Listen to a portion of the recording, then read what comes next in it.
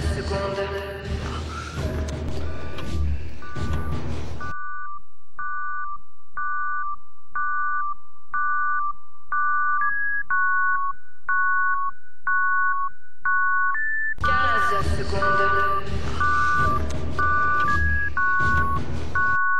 Welcome to Gunship.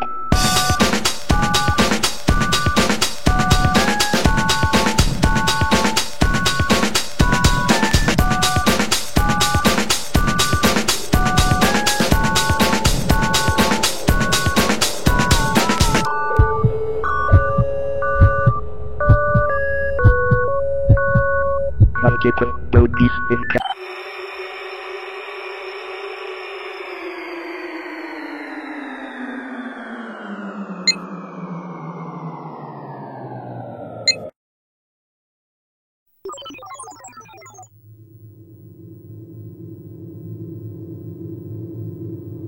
What's up? Bienvenue sur Warpixhype.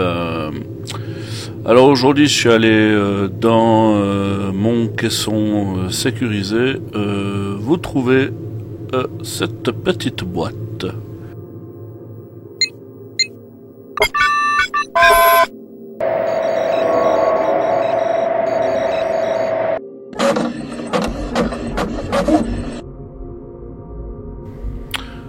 Alors déjà, excusez-moi un petit peu du retard. Là, je suis en train de faire donc une entreprise et en plus, en fait, ma copine est à l'hôpital.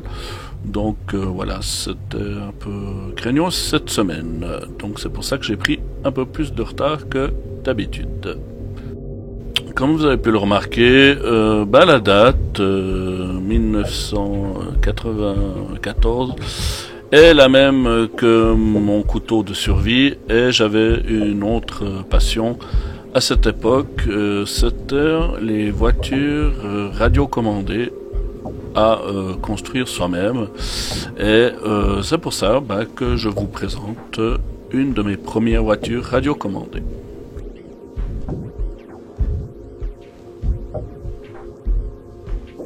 Ma première, pas exactement, on va dire ma première voiture radiocommandée que j'ai dû construire pour la préparer à la compétition. Malgré que les compétitions, on va dire officielles, n'existaient pas encore, on faisait des compétitions avec un châssis très connu à cette époque qui était le châssis TA02 de chez Tamiya. Donc comme vous avez pu voir sur le packaging d'origine, c'est donc une Mercedes-Benz C-Class DTM D2 de chez Tamiya. Je vous ai montré un côté de la boîte, maintenant je vous montre l'autre côté avec les options que l'on pouvait mettre dessus. Voilà, ça c'est un peu les options. Le moteur, c'était le Black Power à l'époque. Suspension hydraulique en aluminium rose, on va dire. Et un variateur de vitesse électronique par rapport au variateur mécanique qui était fourni avec la boîte. À cette époque, un ami italien avait l'Alfa Romeo, c'était la 155 V6, et il m'incita à venir faire de la compétition, on va dire en salle, avec ce châssis TA02 et la Mercedes-Benz AMG, la C-Class. Qui est la W122, je crois, comme modèle. Donc à mon magasin le plus proche, j'avais pas beaucoup de choix, et puis j'ai pris cette Mercedes, même si je suis pas trop fan de Mercedes.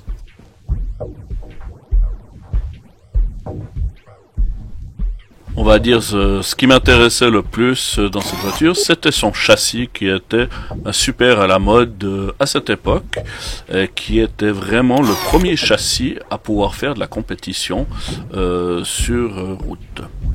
Donc je vais vous montrer un peu les entrailles de cette boîte de chez Tamiya qui avait toujours à peu près le même design, on va dire.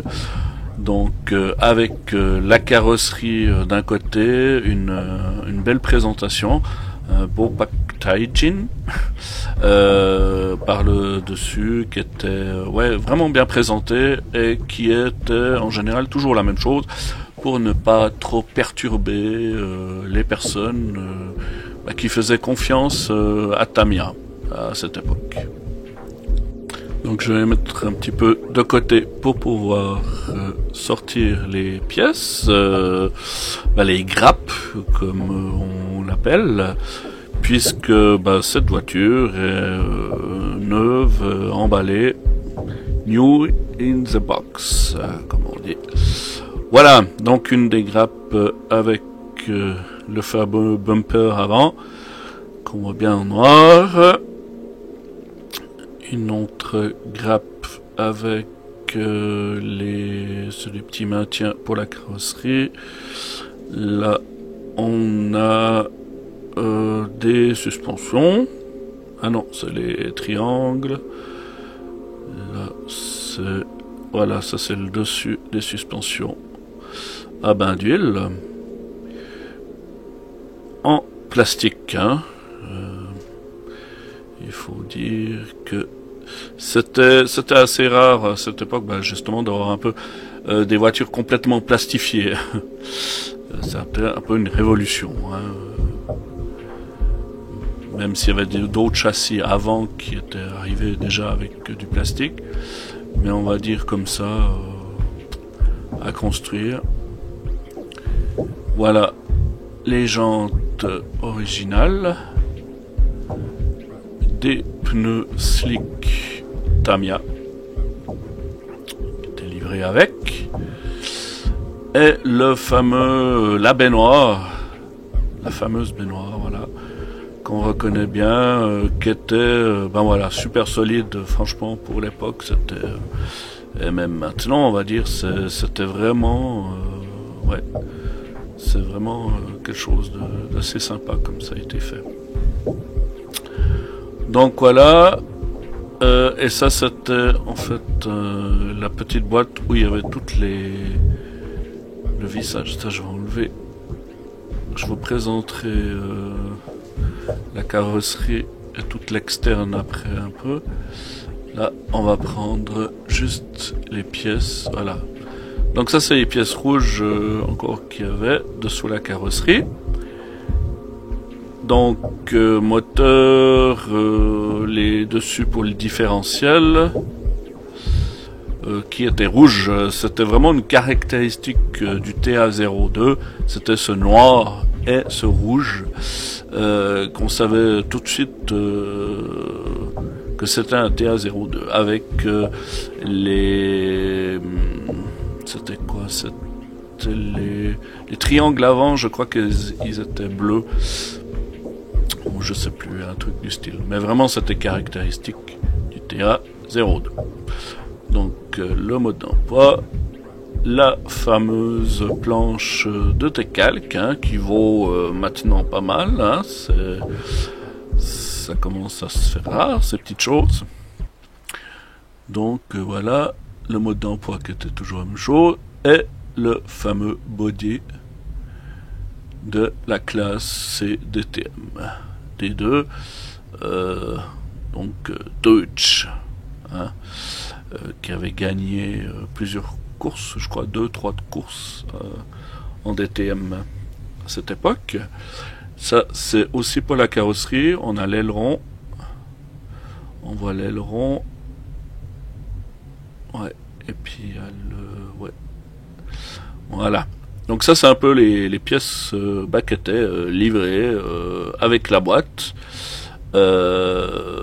en base, quoi, à construire. Je ne vais donc pas vous montrer les fonctions de cette chasserie réellement, puisque vous vous en doutez, je vais surtout garder dans sa boîte précieusement, puisque j'en ai d'autres, des châssis TA02, hein, et vous pourrez en voir, pas de problème. Mais là, voilà, je vais laisser ceux-là en pactage. Donc voilà, toutes les pièces sont là. Le fameux châssis Benoît qui était vraiment super résistant quand même. Hein. Il fallait y aller pour le casser. Voilà, des fois on pouvait casser les accroches d'un côté. Mais sinon, c'était vraiment bien fait. Point de vue légèreté, résistance, on va dire que c'était vraiment très sympa. Là, on voit bien, là, ouais, ils avaient renforcé. Là, des fois, j'ai eu des casses sur le maintien de la batterie. On voit bien, ouais, du Tamiya. L'interne en Tamiya. Non, franchement, c'était super bien foutu. C'était vraiment une pièce, voilà, qui résiste au temps et qui résiste encore, on va dire. Le support électronique, la pièce avant qui se mettait le bumper, le fameux bumper, la pièce arrière. Et ça, c'était le maintien de la batterie qui se mettait avec des clips aluminium. Là, nous avons les supports triangle, avant. Arrière était plus gros, plus large. Voilà. Toutes les pièces un peu de roulis. Là, nous avions les supports de carrosserie. Avec les supports de carrosserie où on peut clipper des petites pièces, des clips de maintien. Voilà. On a quoi? Tout est bien rangé dans les petits sachets, c'est tout chou. Les suspensions, les dessus, ça c'est l'interne. Les suspensions, quand on remplissait, bain d'huile, voilà, les capuchons qui se mettaient dessus. Là c'est l'interne, là on voit bien les internes de suspension avec les petits trous, hein. Bien connu chez Tamiya, on pouvait faire le réglage en fait de la dureté du bain d'huile de suspension.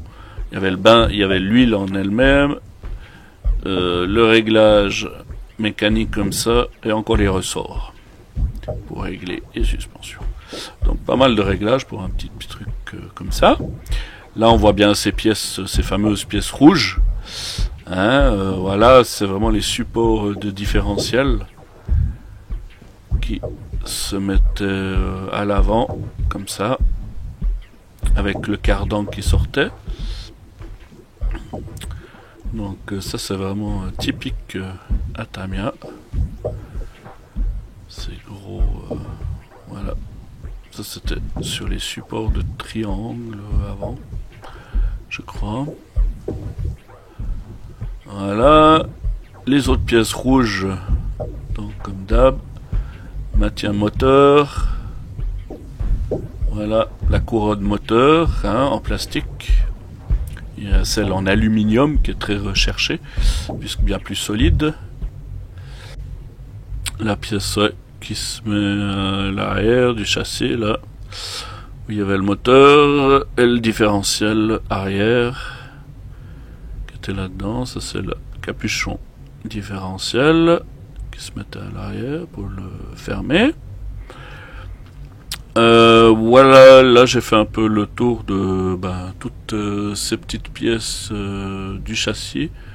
Et là on va regarder un peu ce qu'il y a dedans la petite boîte où en général il y a les petites pièces, les plus petites pièces en fait sont à l'intérieur de cette boîte. Donc voilà.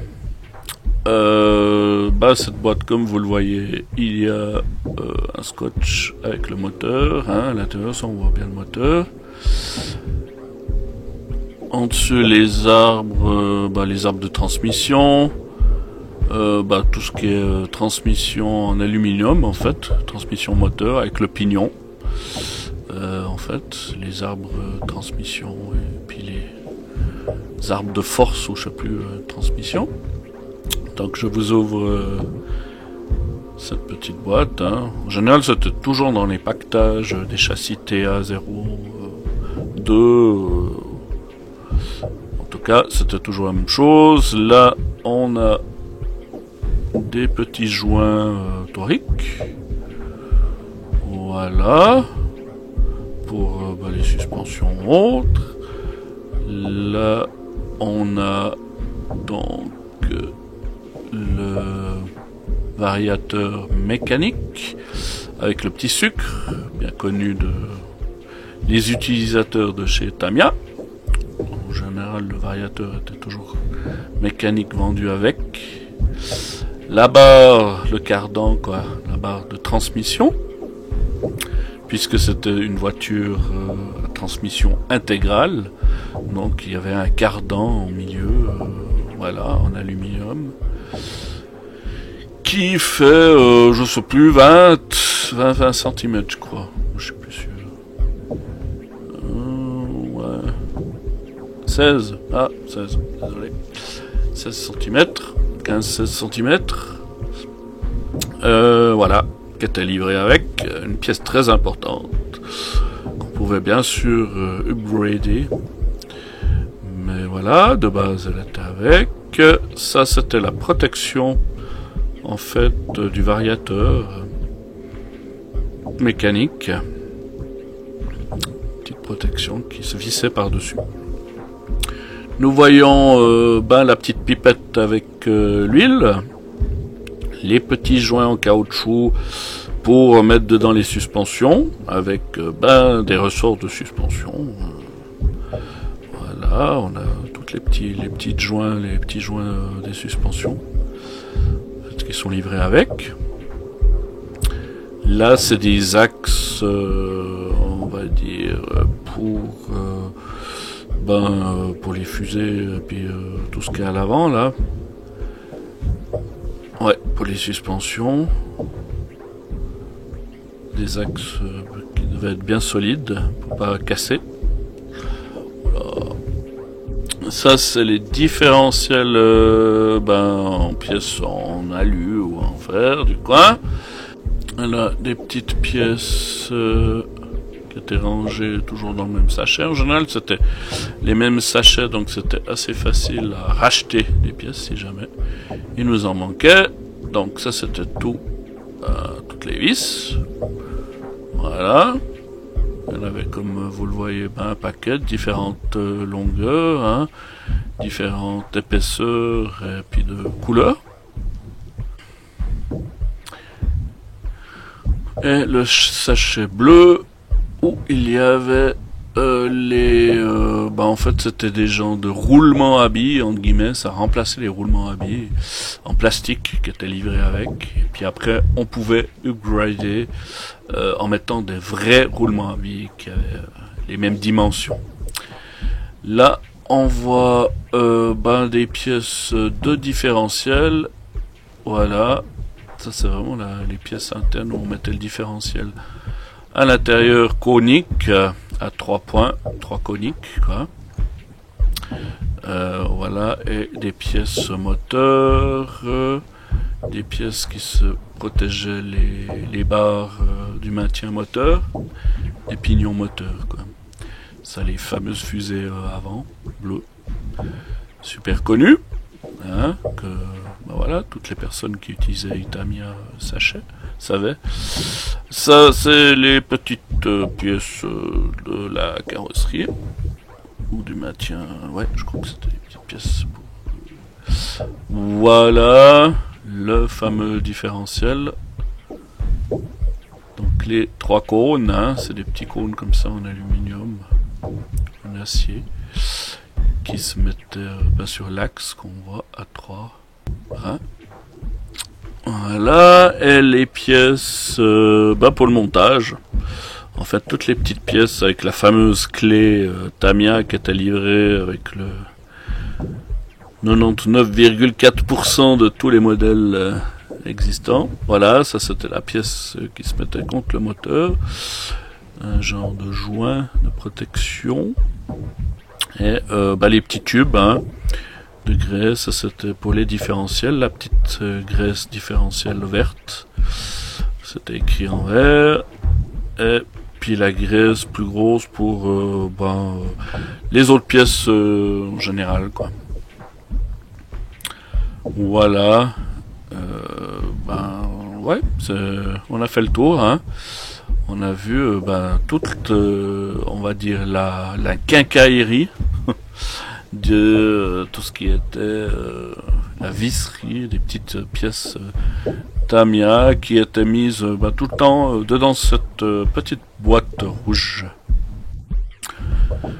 Donc je vais enlever tout ça et on va pouvoir passer en fait au reste parce qu'il y a encore la suite d'une pièce importante.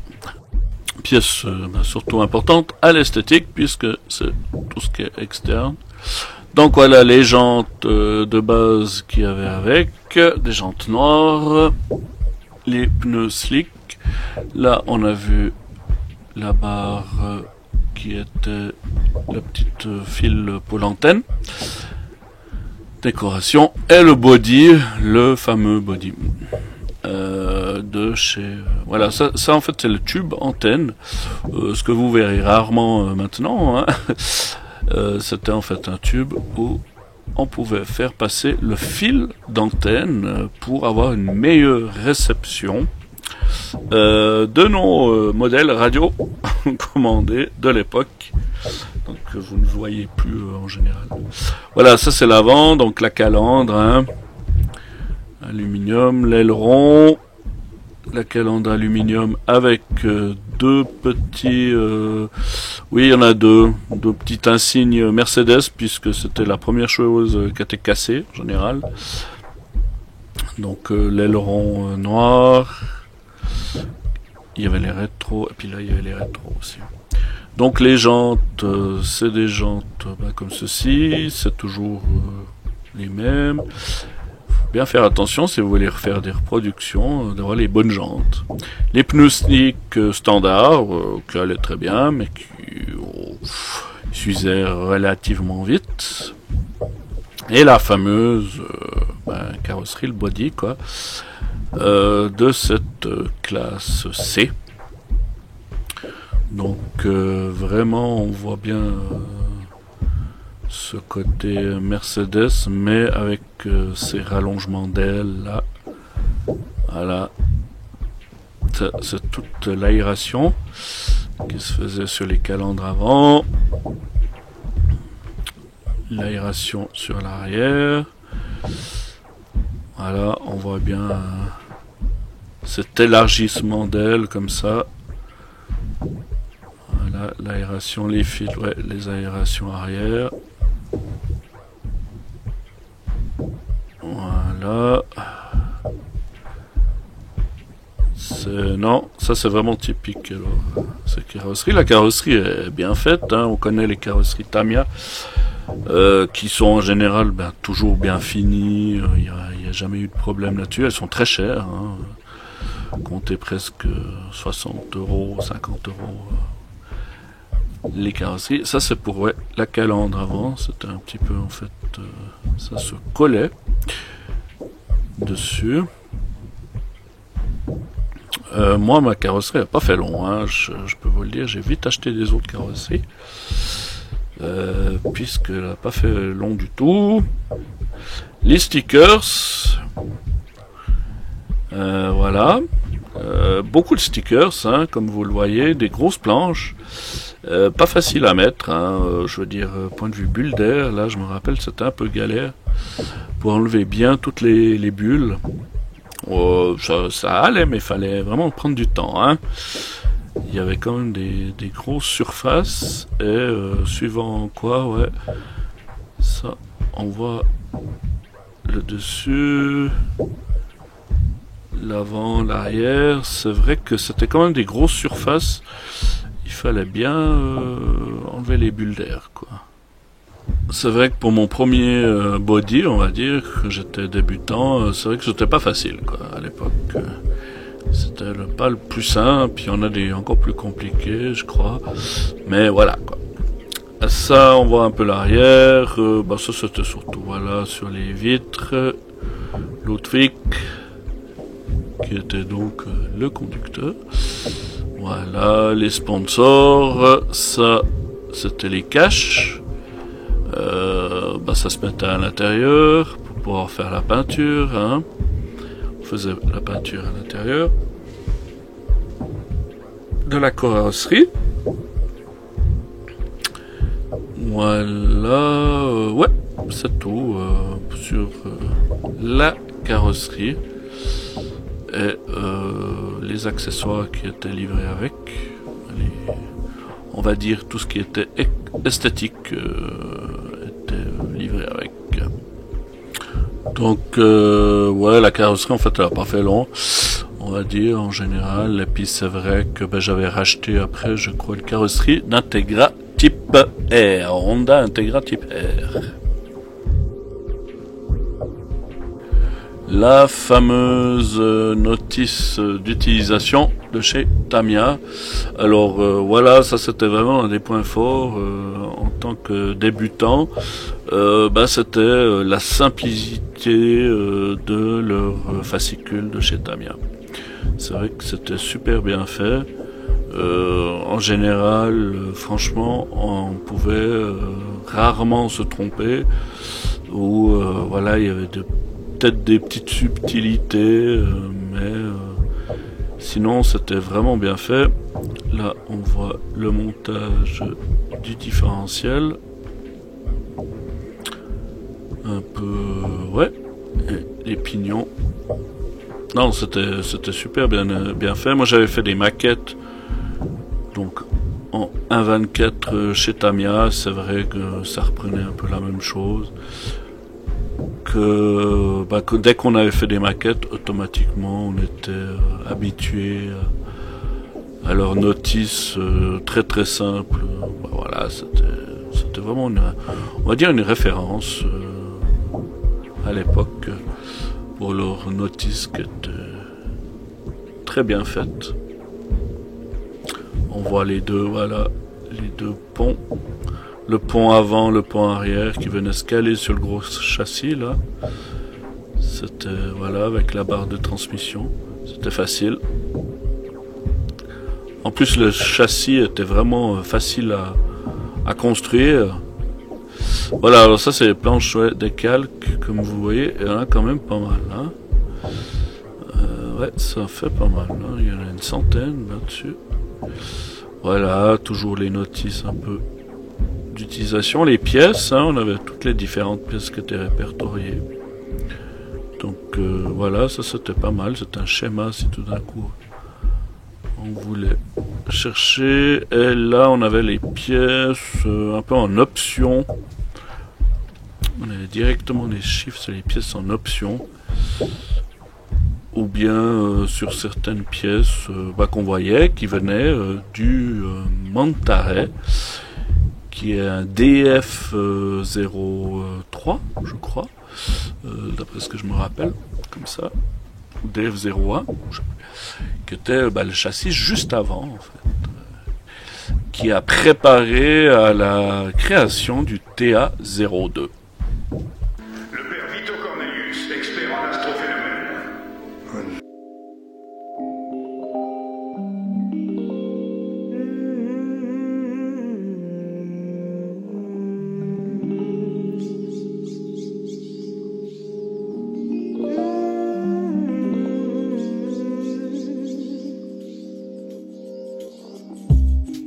I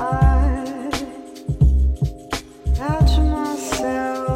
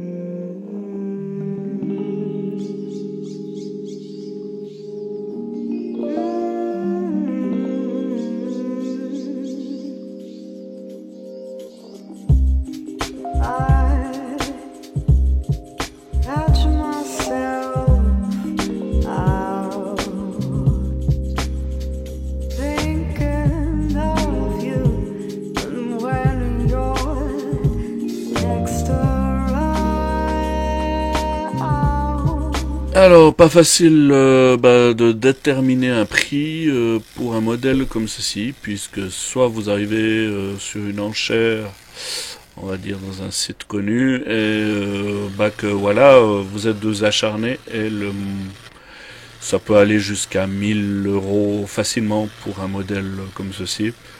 300 à 400 € est un bon prix en général. Alors, voilà, on arrive à peu près à la fin de la vidéo, de la présentation de ce unbox de cette boîte. C'est vrai que, c'est quand même une boîte assez rare. C'est un TA02 Inbox. J'ai beaucoup de boîtes à vous présenter.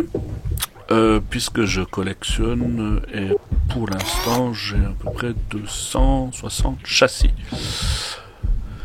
en ma disposition, mais je vais en vendre bien sûr parce que j'ai besoin d'argent pour mon entreprise. Donc voilà, c'est pour ça que je passe certains châssis un peu en revue plus rapidement. Pour un châssis comme ça, c'est de l'ancien, c'est vraiment du collector, hein. C'est bien fait, c'est du TA02, c'est une voiture mythique, un châssis mythique. C'est très dur pour moi de mettre du contre. Le contre, c'est que ça devient de plus en plus rare et ça fait même pas 5 ans, on en trouve encore plus facilement. Mais là, ça devient vraiment pénible d'en avoir. Voilà, j'espère que cette petite review vous a plu et que ça vous a intéressé. N'hésitez pas à me suivre et on se revoit la semaine prochaine pour un nouvel numéro de Warpix Hype. Bye bye.